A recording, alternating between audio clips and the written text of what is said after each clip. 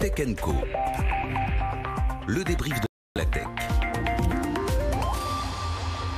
Notre débrief de ce mardi soir est consacré en fait au commerce du futur. L'hypermarché, les courses du samedi, on connaît tous ça. Alors, certains aiment, certains détestent ça. Je ne vous dirai pas dans quel camp je suis, pour pas provoquer de problèmes. Mais c'est vrai qu'aujourd'hui, on en a marre d'avoir du monde. Peut-être que les caisses doivent évoluer. Est-ce qu'on doit toujours passer par la casse-caisse pour sortir de son magasin? Quelles sont les pistes, en fait, pour fluidifier le parcours client dans les grandes surfaces? Est-ce que, évidemment, il y a aussi des pistes avec le e-commerce? Est-ce qu'on peut améliorer l'expérience e-commerce aujourd'hui pour faire ses courses? On va en parler avec nos invités et je suis très heureux d'accueillir Catherine Barba. Bonsoir Catherine. Bonsoir François. Experte en commerce digital, la prêtresse du e-commerce en France, on peut le dire. Oui, vous êtes une spécialiste aussi du figital, comment mixer en fait le magasin physique avec le digital. Vous suivez ça depuis de nombreuses années. Nous avons aussi avec nous Adrien Zanelli, le cofondateur de Retail VR. Bonsoir. Vous allez nous expliquer comment on peut mixer en fait nos courses et la réalité virtuelle avec un masque et un casque plus précisément. Jonathan Guillot est avec nous aussi, responsable en fait du développement et de la tech en quelque sorte chez Cora. Tout à fait. Cora qui est une grande enseigne d'hypermarché. Il y a des magasins Cora un peu partout, plutôt dans l'Est et dans le quart nord-est de la France. Ouais, mais il y en a 21 hypermarchés. Il y en a en région parisienne. Puis il y en a quelques-uns exilés en Normandie, en Bretagne. Voilà, ils sont perdus un petit peu comme ça. Et puis au centre. Mais sinon, non, c'est principalement dans le quart nord-est. Voilà, c'est intéressant parce que ça fait de très nombreuses années que Cora existe et j'imagine que vous imaginez déjà le futur de votre métier. Et on va voir ça avec vous. Mais pour commencer, Catherine, alors, vous êtes une vraie experte dans ce domaine du e-commerce et vous allez voir un petit peu ce qui se passe à l'étranger. Bien sûr, il y a plein d'initiatives qui sont intéressantes et souvent, il y a l'initiative Amazon qui revient sur le tapis avec Amazon Go qui est, on va dire, des magasins un peu expérimentaux, sauf qu'il commence à en avoir quelques-uns qui ouvrent. Le concept Amazon Go, c'est qu'il n'y a plus de caisse. Oui, c'est ça. Vous y êtes allé ou pas? Alors, je n'y suis pas allé, j'ai jamais pas eu cette occasion, mais il paraît que c'est quand même assez intéressant. Oui. Je sais que vous y êtes allé. Eh bien oui, puisque j'ai passé 5 ans aux États-Unis et que je reviens là, donc je suis allée à New York dans le magasin de Rockefeller Center. Donc c'est ce que vous disiez, François, il n'y a pas de caisse, il n'y a pas de file d'attente, il n'y a pas d'argent matériel. On entre dans le magasin avec son téléphone, son application Amazon, on scanne un QR code, on est reconnu donc comme un client Amazon et là on est scruté par toute une bardée de caméras, de capteurs et tout ce que l'on prend sur l'étagère pour mettre dans son sac, c'est enregistré et débité directement sur votre compte Amazon. Enfin tout le monde connaît ça, ça fait déjà 3 ans que ça existe, les premiers magasins datent de 2017 et donc ce qui permet de, quand on sort, on a, il y a 2 bénéfices, au moins un, c'est que c'est très rapide et il n'y a pas d'humain. Pas d'humain, voilà, plus d'humain, il n'y a plus de caisse. Zéro humain, rien du tout, c'est rapide. Et c'est drôle parce que ça, peut-être qu'il y a 3 ans, ça nous faisait rêver, mais aujourd'hui, c'est un peu contre-intuitif cette affaire, non? Je sais pas, moi je sais pas, qu'est-ce que vous en pensez? Nous, on n'a pas vécu cette expérience.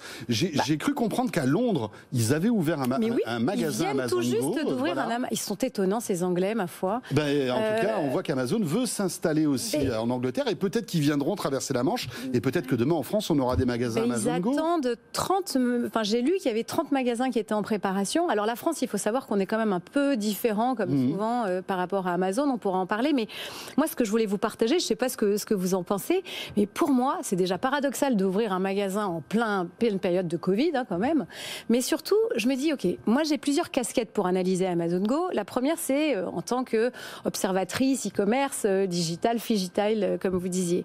Je me dis quand même que c'est complètement à contre-courant, parce qu'aujourd'hui, tous les acteurs du physique et du digital mettent le paquet sur le numérique. Aujourd'hui, on est tous en train de se dire comment faire de l'hypercroissance en e-commerce, comment aller au moins à 30% dans l'e-commerce. Je ne sais pas quel est le pourcentage que vous visez chez Cora, mais c'est tout sauf je vais devenir un acteur physique. Donc c'est assez étonnant. Moi, je suis donc au bord de plusieurs sociétés de retail, de grandes boîtes. Là, aujourd'hui, concrètement, ce qui se passe dans les magasins, c'est tout l'inverse. C'est qu'on se dit comment transformer les gens du physique en acteurs du digital. Donc comment en faire des acteurs de la logistique, puisque les magasins deviennent des centres logistiques. Hein. Donc c'est comment faire pour qu'ils fassent du click and collect, du ship from store. Et puis donc comment les former, comment changer leur rémunération, ou bien comment faire des animateurs de communautés virtuelles. Donc oui, c'est tout l'inverse. Donc ça déjà, bon, on est à contre-courant. Après, il y a tout. Si je suis en tant que consommatrice, moi je me dis quand même que le jour où les magasins vont réouvrir, au-delà de l'alimentaire, ce que je cherche, enfin je sais pas vous, hein, mais c'est pas tellement de la rapidité, c'est de l'humain, des vrais gens, quoi. J'ai envie d'aller voir des vrais vendeurs, j'ai envie de vivre une expérience, j'ai envie de revivre le magasin comme un lieu de lien social. On est d'accord, Catherine, mais l'intérêt d'un magasin comme Amazon Go, c'est que justement là on ne fait pas la queue, et parfois ça nous arrive dans les Franprix d'être au rayon surgelé et d'avoir 15 personnes devant nous qui en plus ne rencontrent même pas une caissière parce que ce sont des trucs où on scanne, vous savez, les petites caisses là électroniques. Oui, on fait soi-même. Voilà, donc on n'est même plus en contact. Enfin, on les voit, les gens, ils sont là et honnêtement, c'est un vrai plaisir d'aller en magasin aujourd'hui. Tout à fait d'accord. Moi, je vais vous dire, d'attendre, file d'attente aujourd'hui, je sais pas, j'ai l'impression que c'est mon moment de soleil de la journée. Hein. Et puis tout dépend du moment aussi. Je pense qu'il y a des moments où on peut attendre parce que c'est le week-end et qu'on est à la cool. Puis il y a des moments où on attend les enfants, on doit retrouver les enfants. Enfin, on a des trucs et tout. Et perdre 10 minutes comme ça en sortant du métro pour faire la queue, bon, c'est pas forcément l'idéal. En tout cas, moi, c'est peut-être ma troisième casquette de citoyenne qui dit peut-être que je préfère faire la queue chez un acteur français plutôt que d'aller vite chez un acteur des machines américaines. Enfin, c'est bête à dire, mais quand je pense à la souffrance des commerçants français de proximité et autres, et je me dis, c'est quand même super paradoxal d'aller mettre son argent. Après, chacun dépense son argent comme il veut, hein, mais d'aller le mettre chez des acteurs, des GAFA, alors que on est quand même dans une optique de solidarité. Donc, tout à fait. Mais après, pour toutes ces raisons, moi, Amazon Go, je suis ça me fait moins rêver qu'avant, vous voyez. Ouais. Après, c'est vrai qu'on pourrait critiquer Amazon parce que justement, c'est pas une boîte française et que. Mais oui, achetons français. Achetons français. Mais l'expérience client d'Amazon, elle est exceptionnelle quand même. Il ne faut pas l'oublier. Et je pense aujourd'hui qu'il n'y a pas d'acteurs français qui arrivent à avoir l'équivalence en termes de qualité de service. Et l'expérience client d'Amazon, enfin, on a tous commandé sur Amazon, c'est rare d'avoir un problème. Oui, et je veux dire, c'est très efficace. Alors, vous savez que c'est ce que vous dites, je ne citerai pas d'autres sites français de e-commerce qui ne sont pas au niveau. C'était plus vrai avant.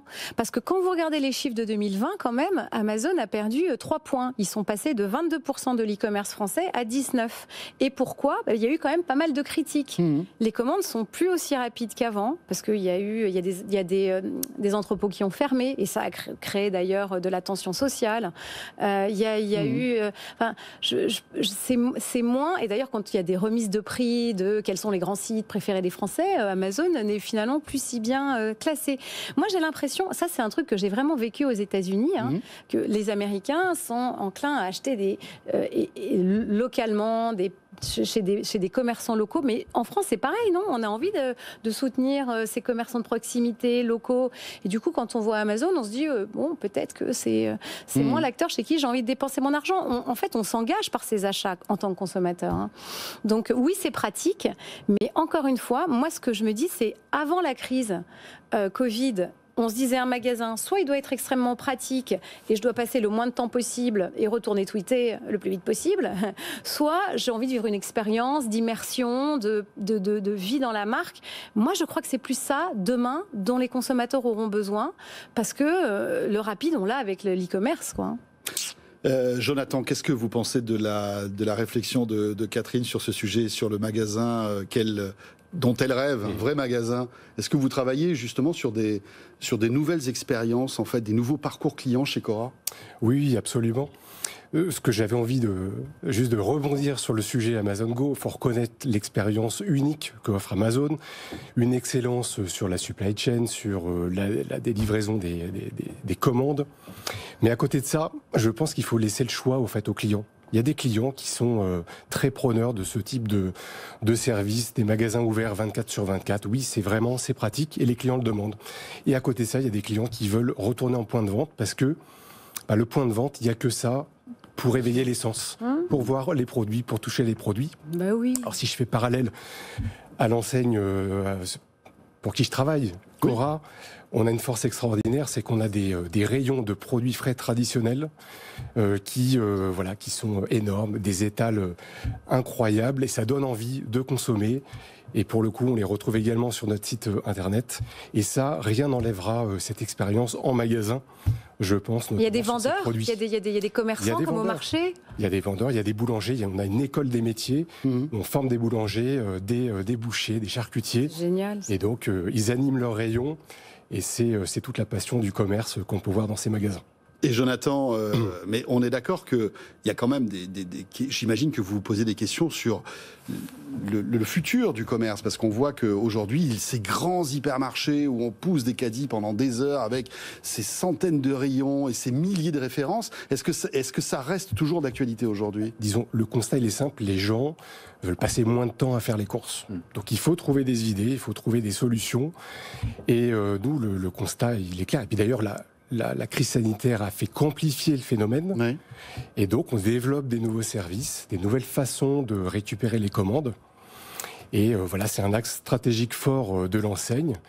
On optimise nos drives. Il faut quand même rappeler que le e-commerce, c'est aussi des gens qui préparent en magasin. Et donc, cette année qu'on vient de passer était difficile. Et Catherine, le drive alors, qu'est-ce que vous en pensez ? Parce que là, on n'est pas en contact. Non, mais c'est formidable. Enfin, on n'est pas en contact avec des vendeurs dans le drive. Non, mais bien sûr, mais ce sont effectivement, comme vous dites, il y a plein de gens derrière qui préparent les colis, qui les mettent à disposition. Ce sont des salariés du magasin. Et moi, je sais pas, j'ai un peu cette conscience sociale comme on a tous aujourd'hui. On a envie de se dire, il y a des gens qui travaillent, on les fait travailler, et c'est pas simplement un lieu où il y a personne. Enfin, il y a un truc qui est contre-intuitif, je trouve, finalement, dans cette praticité extrême. C'est que si c'est au détriment des emplois, vu la situation actuelle, c'est mon nouveau dada, François, l'emploi. Hein. Mais c'est bien, c'est très très bien. Ça a développé chez moi, comme chez vous, j'imagine, cette espèce de conscience de solidarité. Donc, on peut trouver des moyens d'aller vite, de faire des choses pratiques, sans pour autant sacrifier l'emploi. Ouais, et donc l'économie par la force des choses. Déjà beaucoup, oui. Cora.fr, parce qu'il y a aussi une version e-commerce, et on peut faire ses courses sur Internet. Qu'est-ce que ça donne aujourd'hui, le e-commerce chez Cora ? Franchement, vous êtes dans les clous, c'est compliqué Eh bien, on a des fortes progressions, évidemment, puisque les clients se sont rués sur l'activité e-commerce avec cette crise sanitaire qu'on évoque. Et puis, ça nous a donné l'occasion de développer des nouveaux services. On a sur notre nouvelle plateforme Cora.fr 30 000 références, c'est vraiment le numéro 1 du choix.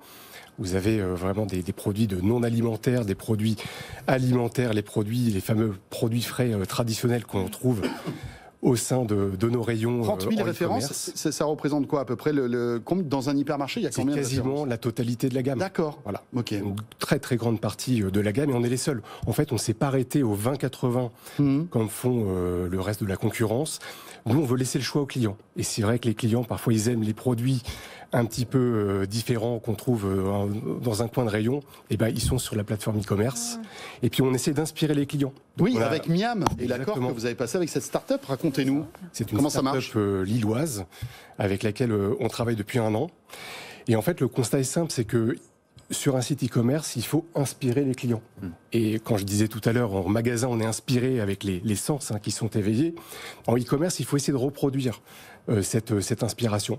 Et donc, on l'a fait à travers des recettes. Donc, c'est de l'intelligence artificielle qu'on a plugué sur le site et qui va nous permettre de montrer des recettes lorsqu'on est sur un rayon, par exemple, volaille. Vous cherchez un petit peu l'inspiration pour vos courses, eh bien on va vous proposer des recettes, le poulet basquez, le poulet jambalaya, voilà, des idées. Oui, c'est vrai que c'est l'heure en plus. Mais là. oui. Rien que d'en parler, donc imaginez si vous voyez les photos des produits, les photos des recettes, voilà, ça peut inspirer. Je ne sais pas si Jonathan est venu avec ses recettes. Oui, il faudrait nous apporter une petite barquette. Et puis ça permet d'aller vite.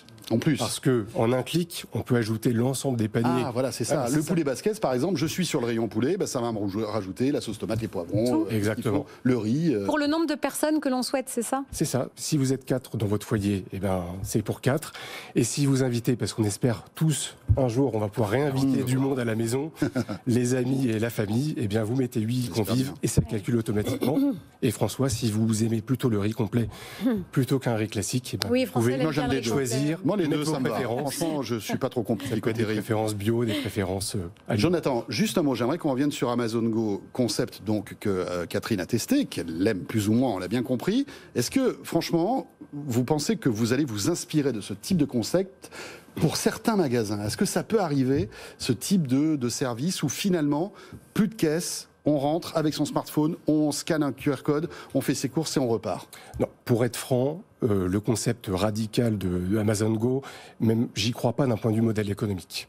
Je pense que c'est beaucoup de communication évidemment qui est fait Vous de la croyez part qu'ils d'Amazon. perdent de l'argent avec leur concept Amazon Je sais Go? pas, mais il faut quand même se poser la question du modèle économique. Bien Moi, je sûr. crois beaucoup plus au choix qu'on doit laisser aux clients. On a des clients qui veulent du lien social, qui passent en caisse, Bien qui ont sûr. parfois leur hôte ou leur hôtesse de caisse favori et qui choisissent volontairement cette caisse. Et puis on a des clients qui sont plus pressés, qui choisissent les caisses libre-service. On va développer Les en caisses tout cas. libre-service, excusez-moi, mais c'est quand même parfois... Il faut être bac plus 12 quand même pour y arriver. Franchement, hein, et puis des Non, fois, mais ça va clignote marcher, comme ça finira on a par l'impression marcher. d'être dans une ambulance, là, il y a quelqu'un qui arrive et tout. C'est parce qu'on commence, on est au début, Ouais. mais c'est vrai Ça que fait un moment que ça c'est un existe peu hein, quand même. Hein. anxiogène, quoi. Mais ça va marcher. Enfin bref, excusez-moi. Ça va Hein. marcher. On vous raconte notre vie de... Et vous avez raison. C'est ce qui compte, en fait, c'est la vraie vie de des clients. clients, hein, Et qui- on se doit de s'améliorer en permanence. Mhm. Évidemment, on écoute les clients, on écoute nos collaborateurs, on peut parler de self-scanning aussi pour les clients, l'utilisation des smartphones aussi pour scanner. Mhm. En fait, c'est plusieurs parcours d'achat qu'il D'accord. faut imaginer et chaque parcours correspond à des besoins très spécifiques. On revient dans un instant. Tech & Co sur BFM Business. On débriefe ensemble le commerce du futur avec nos invités et on va accueillir 2 startups. On parlait de sens tout à l'heure. Tiens, le sens visuel et la réalité virtuelle pour justement faire ses courses. Pourquoi pas demain? On en parle avec notre invité Adrien Zanelli. À tout de suite. BFM Business présente Tech & Co, le grand live du numérique. François Sorel. Voilà, on discute du commerce du futur avec nos invités. Catherine Barba, donc experte en commerce digital. Jonathan Guillot, qui est le monsieur innovation chez Cora, responsable PMO digital. C'est comme ça qu'on dit. Hein. Tout à fait. Voilà. Et puis Adrien Zanelli, à qui je vais donner la parole dans un instant, cofondateur de Retail VR. Et Benjamin Talon, que nous accueillons par visio. Bonsoir Benjamin. Bonsoir. Vous êtes le fondateur de Twins Wheel. Et merci d'être avec nous, puisqu'on évoque le commerce du futur. Alors vous êtes vraiment, vous cochez toutes les cases, puisque vous êtes en fait des spécialistes de la robotique, en quelque sorte, pour transporter soit des courses, soit pour aider en fait tous ceux qui préparent les commandes sur des sites de e-commerce. Est-ce que vous pouvez nous parler un peu de Twins Wheel et vous présenter, s'il vous plaît? Donc oui, effectivement, donc je suis Benjamin Talon, un des 2 fondateurs de la société Twins Wheel avec mon frère jumeau Vincent. Donc chez Twins Wheel, on conçoit, on développe et on produit des petits droïdes. Donc c'est des petits véhicules autonomes ou collaboratifs qui vont être capables de transporter de la charge à la place des personnes.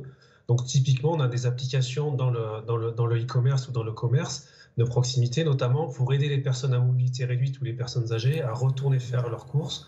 Et le robot va suivre la personne pour transporter toutes les courses qu'il aura fait dans le magasin.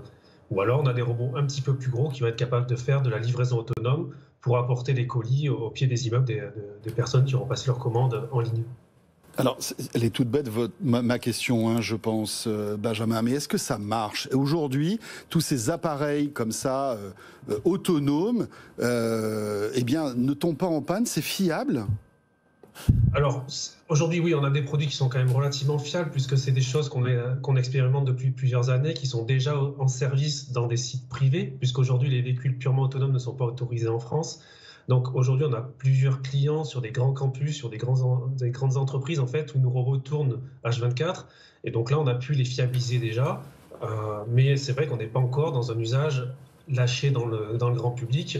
Voilà, mais c'est des choses qu'on va expérimenter progressivement pour être prêt à l'horizon 2023. Alors, Jonathan Guillot de chez Cora est avec nous en studio. Est-ce qu'on peut demain imaginer, Jonathan, par exemple, avoir ce type de solution avec des caddies pour des personnes âgées, justement, qui ne peuvent pas peut-être pousser le caddie, des espèces de caddies robots comme ça qui pourraient suivre les clients? C'est envisageable ou c'est farfelu? Ça peut être farfelu, vous pouvez me le dire, il n'y a pas de problème. Ce sont des sujets qu'on étudie. Et c'est vrai qu'aujourd'hui, on n'a pas trouvé de solution miracle encore. Et on a nos bons vieux caddies depuis des dizaines et des dizaines d'années. Mais voilà, cette idée de robot me fait penser à un sujet qu'on est en train de développer, que je souhaitais vous partager. Des containers robotisés, c'est ça? Exactement, des conteneurs robotisés. Donc c'est une vraie innovation technologique. On s'appuie sur un partenaire estonien, Cleveron, qui a monté d'ailleurs chez Walmart des tours de pick-up click and collect. Et donc pour la première fois en France, en GSA, on va avoir, on propose déjà des conteneurs. Mais alors, comment ça marche? Comment ça marche? C'est bourré de technologie. C'est des conteneurs avec 2 compartiments. Compartiment frais et compartiment froid négatif pour le surgelé. Ouais. Et Cora donc est propriétaire de ces conteneurs et on les installe sur des sites partenaires en B2B. On a installé récemment au siège social d'un grand groupe industriel dans le nord de la France un conteneur et puis on est en train de déployer dans les prochains jours un conteneur à Caen sur un centre hospitalier.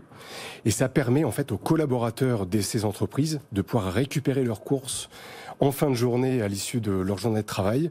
Et dans le contexte que l'on connaît, c'est quand même des bons avantages qu'on peut proposer à nos salariés, à nos équipes, que de pouvoir récupérer facilement des courses.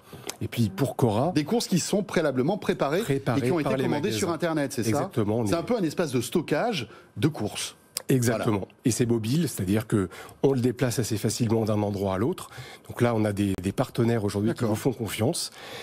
Et voilà, c'est en tout cas un axe de croissance pour nous, cette croissance hors des murs du magasin. Benjamin, très rapidement, est-ce qu'on peut imaginer que TwinsWheel arrive justement dans les hypermarchés aussi avec des appareils, des petits robots qui pourraient suivre les clients, à votre avis? Oui, alors c'est pour des utilisations assez particulières. C'est-à-dire que nous, l'objectif, c'est pas de mettre des milliers de robots dans la rue pour éviter l'effet trottinette, c'est de réserver nos robots à des personnes qui en ont réellement besoin. Et donc aujourd'hui, c'est pour ça qu'on oriente nos robots vers les PMR, donc les personnes à mobilité réduite, donc soit les personnes handicapées ou les personnes âgées. Et donc c'est pour leur permettre de retourner faire les courses, de recréer du lien social en fait en allant dans les magasins. Mais le but, c'est pas de mettre des centaines de robots à disposition et que tout le monde fasse n'importe quoi avec ça, puisque c'est quand même des engins qui sont encombrants. Voilà, donc c'est pour des usages très spécifiques, pour un public très spécifique.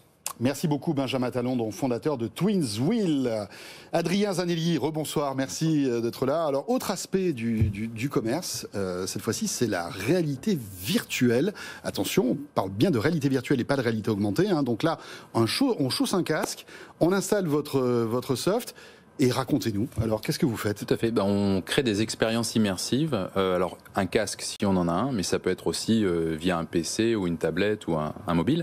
Et donc on va créer ces expériences immersives qui vont permettre à une marque de pouvoir projeter du contenu, contenu photo, contenu vidéo. Et donc, et on a aussi un rapport à l'humain, c'est-à-dire qu'on a la possibilité, en tout cas on a conçu nos showrooms de cette manière-là, de pouvoir systématiquement appeler quelqu'un en aide. Soit on prend un rendez-vous avec un vendeur, soit on est connecté à un centre d'appel et on va faire un contact face-to-face avec en visio, pardon, avec une personne qui va pouvoir nous assister dans notre acte d'achat. Alors c'est des achats qui sont beaucoup plus immersifs, beaucoup plus émotionnels, qui vont permettre de créer des achats d'impulsion, ce qu'on n'a pas forcément aujourd'hui sur un site e-commerce qui est quand même assez plat, qui est très très efficace, redoutablement efficace. On parlait d'Amazon tout à l'heure, mais il manque cette dimension image de marque, cette dimension ludique affect, aussi, ludique, aussi. Tout à fait. Qu'on ne retrouve pas sur des sites que je qualifie de plats. Voilà, mais est-ce qu'on peut imaginer que demain, on puisse faire ses courses en chaussant son casque? Alors, je ne sais pas si ça va plaire à Catherine, ça. Attention. Mais imaginez, vous mettez votre casque, vous appuyez sur Cora, par exemple, et paf, on se retrouve dans un hypermarché Cora.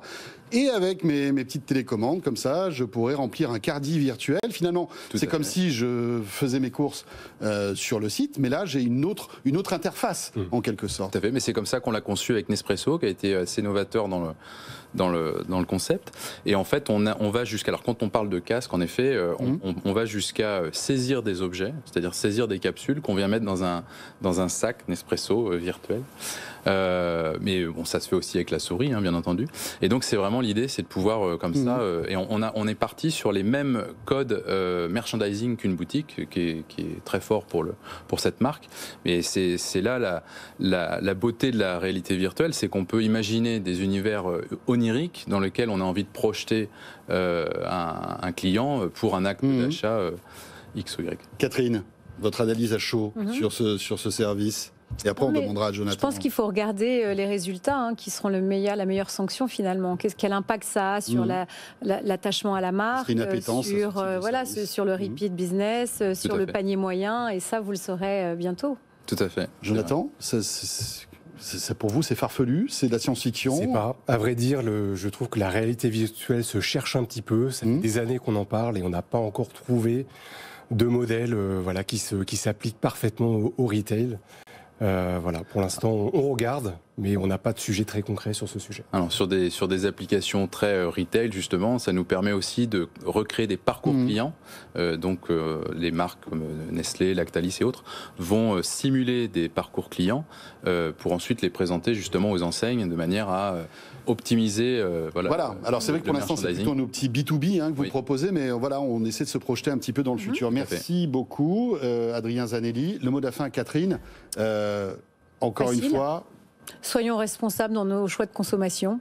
Achetons chez nos consommateurs, chez nos marchands français, les grandes marques, les petits commerçants de proximité, parce que ils ont besoin de nous et il y va de nos emplois. Voilà, et puis le numérique aussi est un fabuleux accélérateur pour ces commerces. Absolument. Qui, pour la plupart, n'ont pas encore fait le switch. Il n'y a que 30% qui ont été digitalisés sur les 200 000 commerçants français. Donc il y en a 70% qui doivent y aller. Go, go, go.